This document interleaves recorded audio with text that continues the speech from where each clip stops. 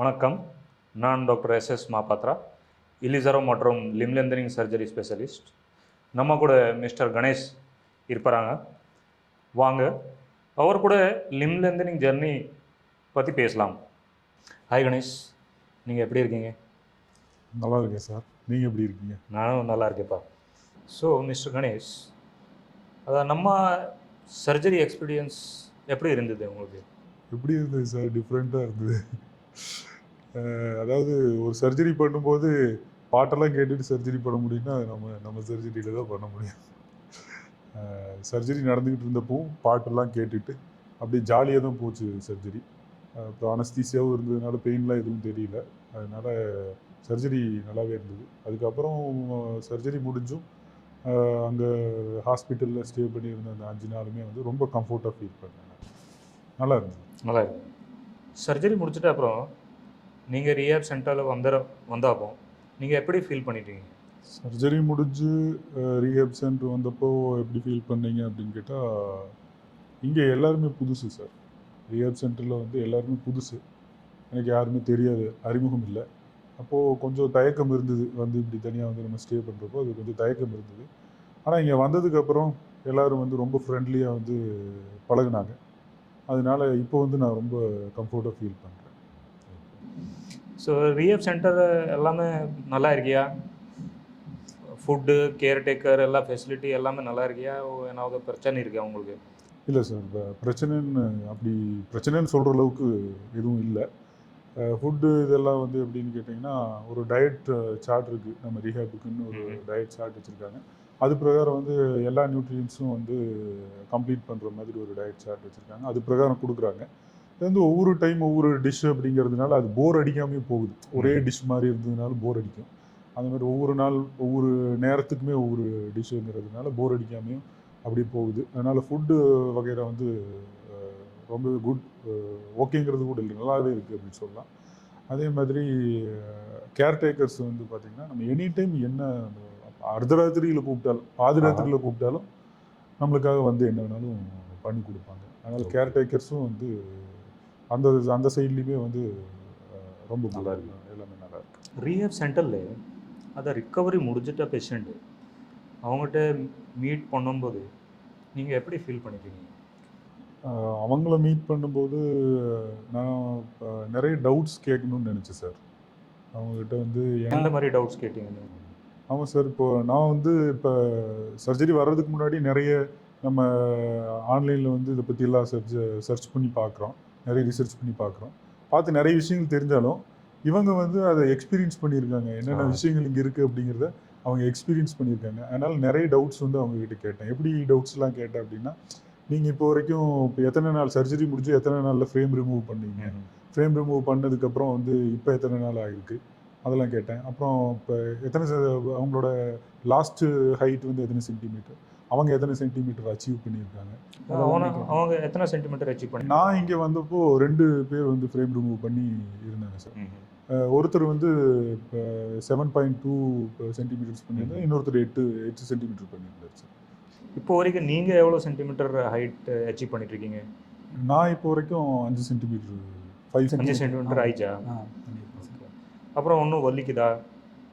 பெயின்னு சொன்னால் இப்போ தாங்க முடியாத அளவு பெயின் எல்லாம் இல்லை சார்.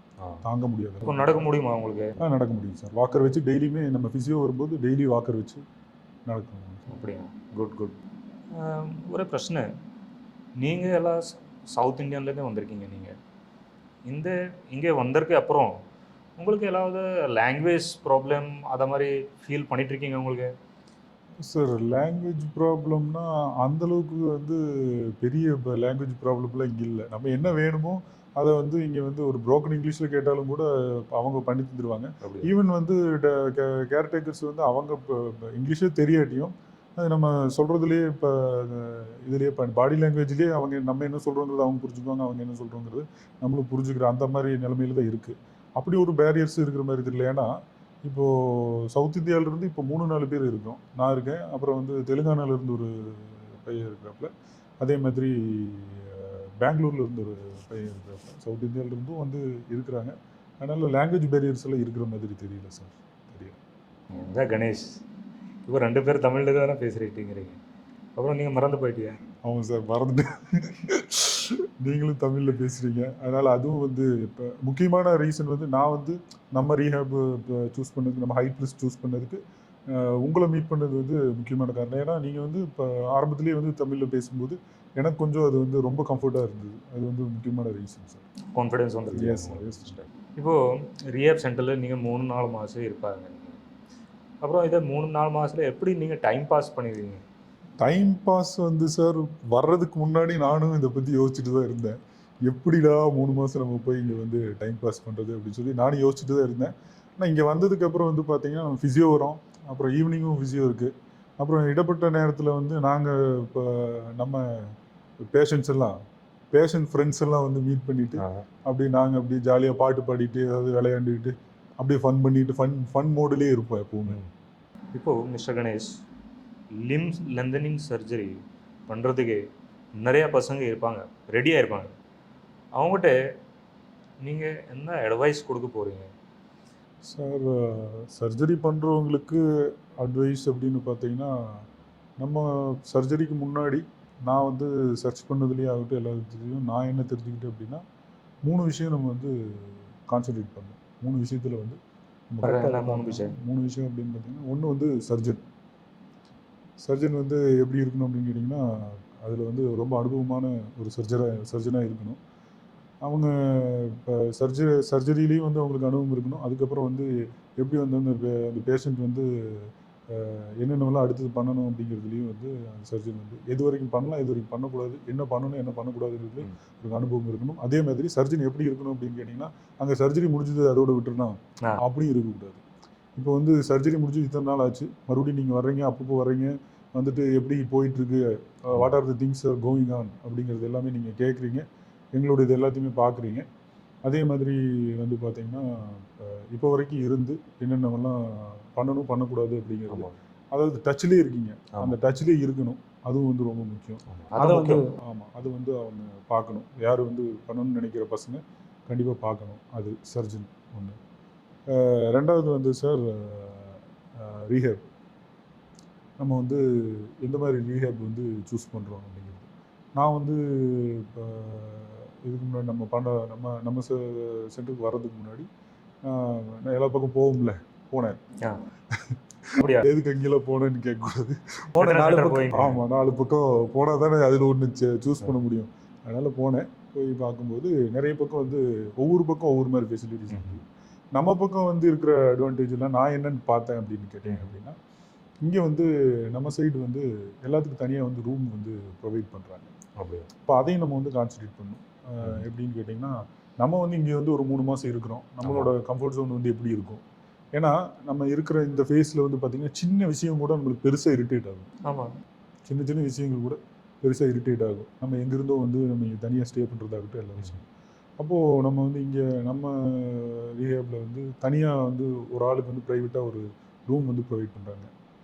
அதெல்லாம் வந்து நம்ம கொஞ்சம் கான்சன்ட்ரேட் பண்ணணும். இப்போ வந்து ஒரே ரூமில் வந்து 2 பேர் இருக்கிறது, 3 பேர் இருக்கிறது, இந்த மாதிரிலாம் இருக்கும்போது அது வந்து என்ன ஆகும் அப்படின்னு கேட்டிங்கன்னா, ஒருத்தனுக்கு ஏசி பிடிக்கும்பா, அதை கிளாஸ் போடுமா, ஆகிடுமா, இன்னொருத்தன் ஏசி போட வேண்டாம், ஒருத்தர் ஃபேன் போடுமா, ஒருத்தர் ஃபேன் போடாத குளிருதுன்னு சொல்லுவான். அதனால் அந்த மாதிரி கிளாஸ்லாம் வரும். அது மாதிரி இருக்கிறதெல்லாம் வந்து அவாய்ட் பண்ணிக்கலாம். அதனால் ரீஹேப்பில் இருக்கக்கூடிய விஷயங்களும் அதில் இருக்கக்கூடிய ஃபெசிலிட்டிஸ்லாம் வந்து நம்மளுக்கு எந்த விதத்தில் ஒத்து வருது, இது எல்லாத்தையும் வந்து நம்ம பார்க்கணும். அப்புறம் 3வது விஷயம் வந்து என்ன அப்படின்னு பார்த்தீங்கன்னா, ஃபிசியோ வந்து ரொம்ப ரொம்ப ரொம்ப முக்கியம்.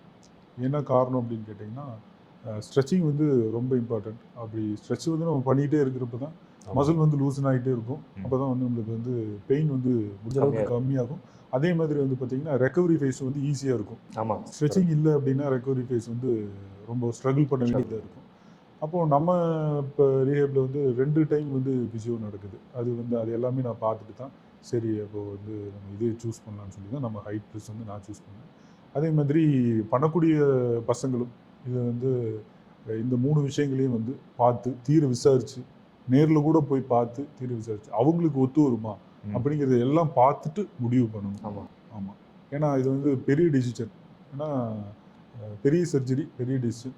ஆமாம், சர்ஜரி மட்டும் பெருசு இல்லை, அந்த ரெக்கவரி ஃபேஸுமே வந்து பெருசு. அப்படிங்கிறதுனால இது 3லையும் வந்து கான்சன்ட்ரேட் பண்ணணும்னு பண்ணக்கூடியவங்க எல்லாத்தையும் நான் கேட்டுக்கிறேன். சரி. அப்புறம் உங்களுக்கு எவ்வளோ டார்கெட்? என்னோட டார்கெட் வந்து சார் 7 to 8 டார்கெட் வச்சுருக்கேன் sir. 7 centimetre to 8 centimetre target வச்சுருக்கேன். All the best then for your lengthening. Thank you sir. All the best. Thank you.